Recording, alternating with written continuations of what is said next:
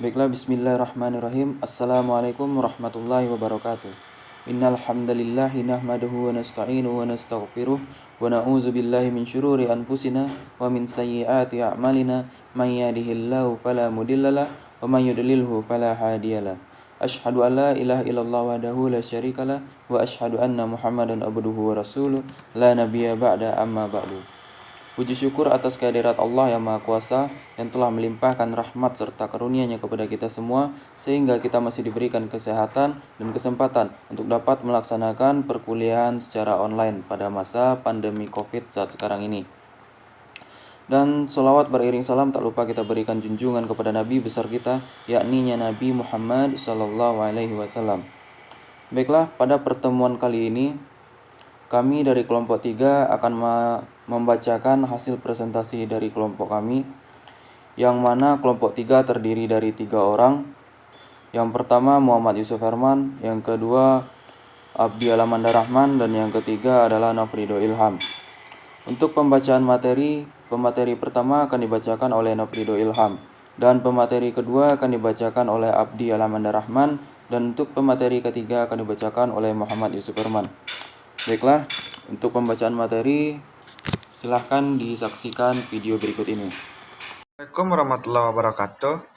Saya Nafrido Ilham, NIM 1916-0030038. Di sini saya akan menjelaskan mengenai sejarah dari sistem moneter internasional. Di dalam sejarahnya, moneter internasional dan sistem finansial memainkan peran sentral dalam ekonomi politik global. Sejak akhir abad 19, awal pembentukan sistem ini melalui berbagai transformasi dalam menanggapi perubahan kondisi politik dan ekonomi, baik level domestik maupun internasional.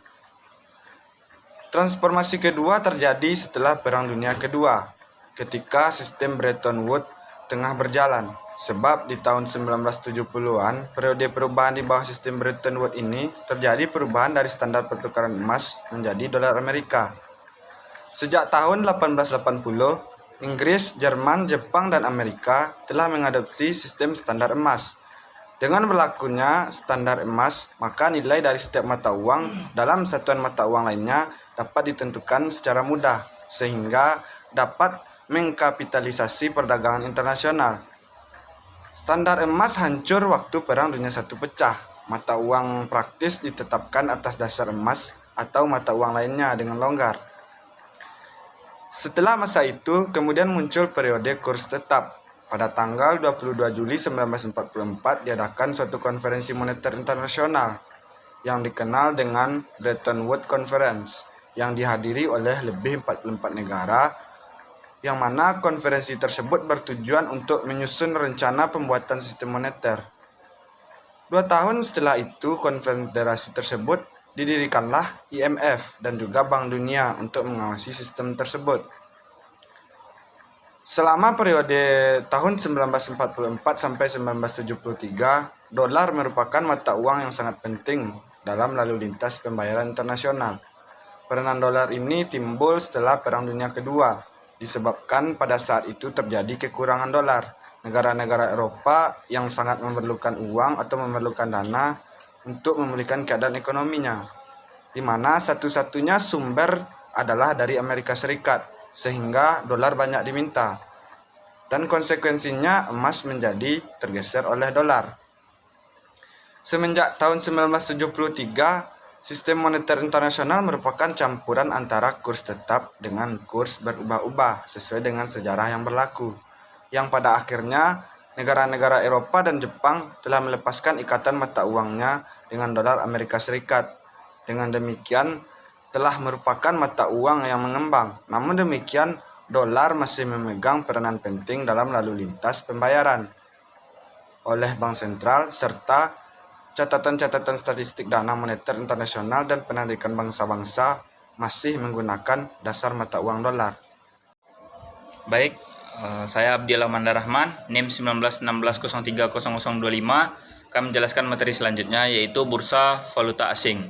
Menurut Sutanto, bursa valuta asing adalah tempat atau lembaga yang memperdagangkan mata uang asing. Ada beberapa istilah tentang kurs valuta asing, diantaranya yaitu yang pertama kurs beli. Kurs beli menunjukkan harga beli valuta asing pada saat bank atau money changer membeli valuta asing atau pada saat seseorang menukarkan valuta asing dengan rupiah. Yang kedua yaitu kurs jual.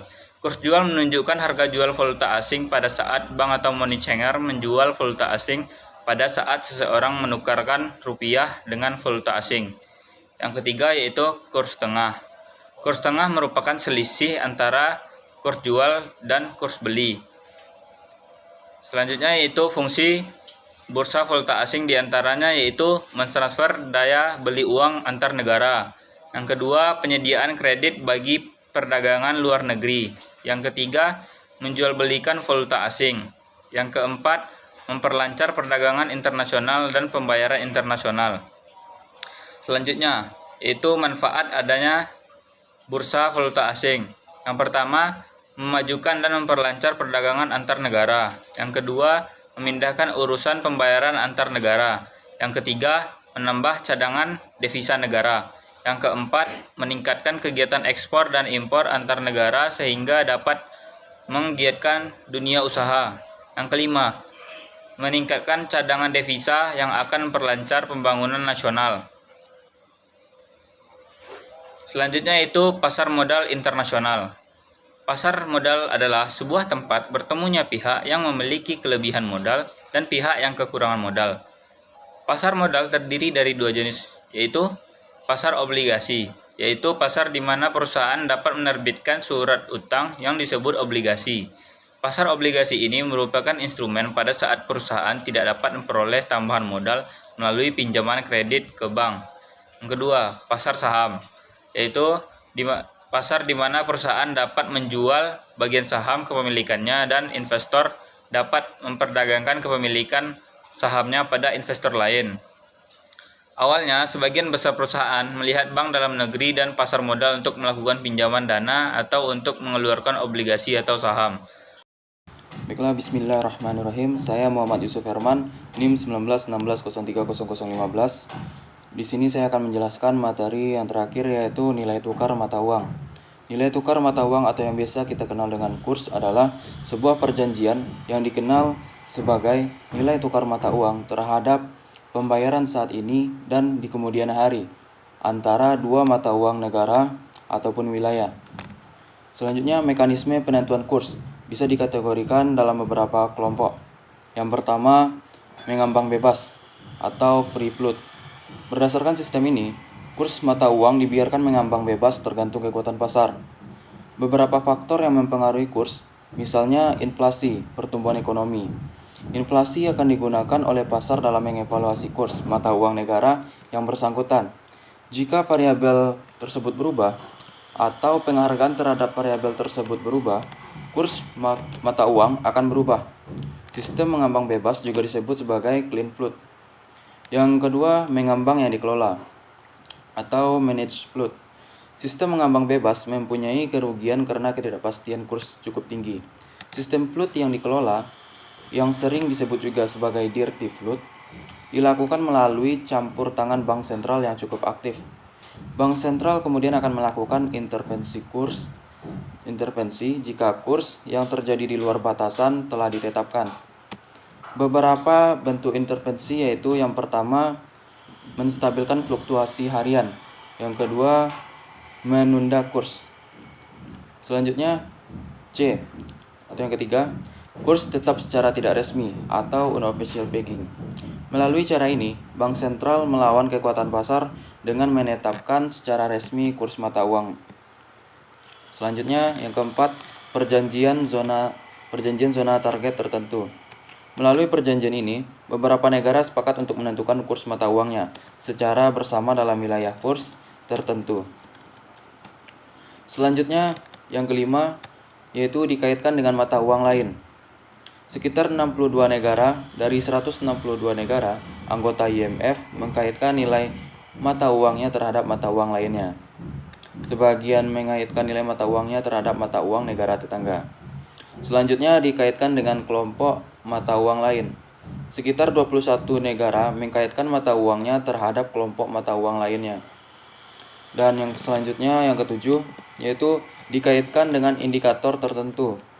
2 negara, Chili dan Nicaragua mengkaitkan mata uangnya antara indikator tertentu, seperti kurs real efektif, kurs real yang telah memasukkan inflasi terhadap partner dagang mereka yang penting. Selanjutnya yang kedelapan yaitu sistem kurs tetap. Di bawah sistem kurs tetap, pemerintah atau bank sentral menetapkan kurs secara resmi. Kemudian bank sentral akan selalu melakukan intervensi secara aktif untuk menjaga kurs yang telah ditetapkan tersebut.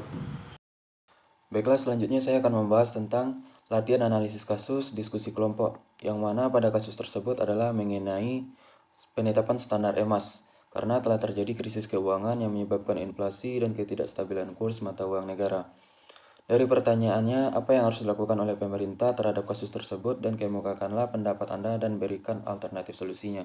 Jadi, menurut kami, solusi yang harus dilakukan oleh pemerintah terkait masalah ketidakstabilan kurs terhadap dolar adalah dengan kembali menggunakan mata uang emas dan perak sebagai satuan mata uang dan alat tukar, yang mana hal itu menghilangkan ketergantungan nilai tukar rupiah pada dolar.